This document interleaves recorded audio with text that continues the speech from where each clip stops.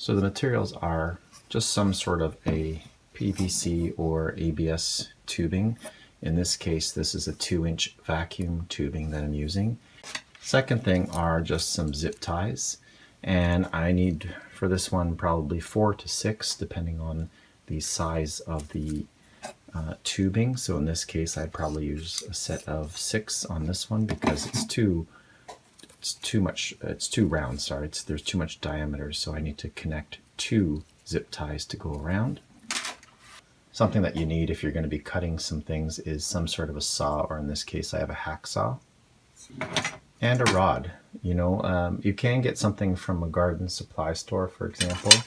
In this case, what I'm going to be using are some arrows. These are some arrows that were broken. So I have a damaged aluminum arrow. As you can see here, I hit it with another arrow, so it's damaged there. In this case, you can use the hacksaw to cut it off to whatever the desired length you want. Now in this case with the arrow, you can take off the field point, but I kind of like it because it's a damaged field head anyway, so there is a bit of a point to stick in the ground.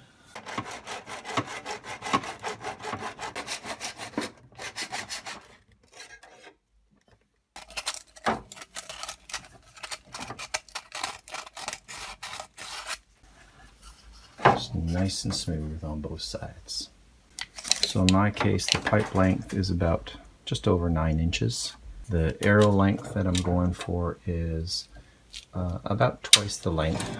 So I'm going to go between 18 to 19 inches long.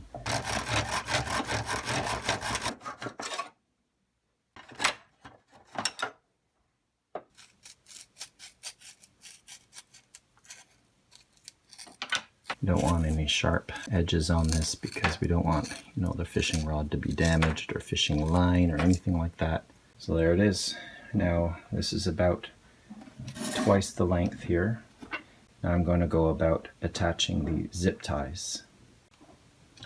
So this is where you need 2 sets of zip ties because they're just simply not long enough to go around, and you need some excess to make sure you can really cinch it down well. There we go. Right, so we're going to do this. Try to get it equally around, just like that. It doesn't matter where the zip ties are really, but it's going to look approximately like that, and then we're going to cinch those down really tight with some pliers. Now we're going to do at least one more of these down here at the bottom. I might add a third one in the middle depending on how tight and secure and snug we want it. I actually do want it to be adjustable so that this is going to move up and down with some friction for sure. This is way too loose. I have to tighten these down first. But I do want this adjustable because I want it to be able to be used in different situations. If we have a short area here, you know, we don't have as much room to put it in because of rocks, etc. You know, it's going to be shorter, so I want to be able to slide that down so it's nice and stable and low, rather than it being way up here, right? And then, you know, there's too much leverage at this point. So now let's just tighten this down and see how tight we can get this thing. There we go. We're just going to grab each and hold it in place with my left hand.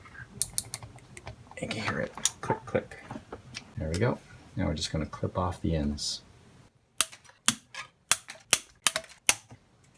And all in all, this cost me, again, these are just things I have in my house. So this may cost a few dollars, this entire build, if you don't have any of these items. It looks like a little rocket ship, so we'll give it a shot at the riverside. Pretty simple, $0. All right, so I got my rod holder. Check out this landslide up there. Really let go. I've fished there before, so that's kind of scary that that happened. That's a beautiful area. The salmon and trout might have a bit of trouble coming up this year if that's blocking the way. It's kind of cool. Anyway, we're here for this. So this is the rod holder that I built, and here we have some reasonably, I think there's some rocks built in, so we'll see, but I'm going to extend it out a fair bit there. and stick her in and see if she goes in. That should suffice. So it's not going in very deep, and that's why I'm not going to stick the thing out all the way to the top. I'm going to actually slide it back down, so that should be solid enough. And then we'll get the rod in. Let's go cast out this baby.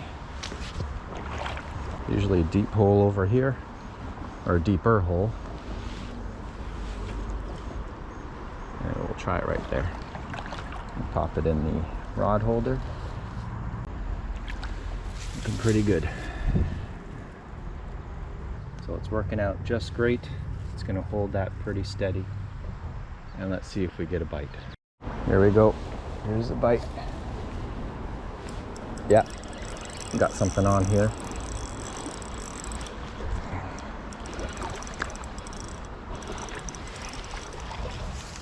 Oh, what is it? Bullhead. Probably a bullhead. Whew. Oh. Yeah, bullhead it is, I believe. There's a nice bullhead in here.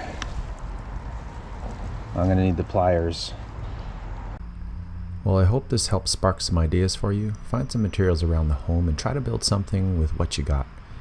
Thanks for watching, and I hope to see you in the next Ladybug adventure.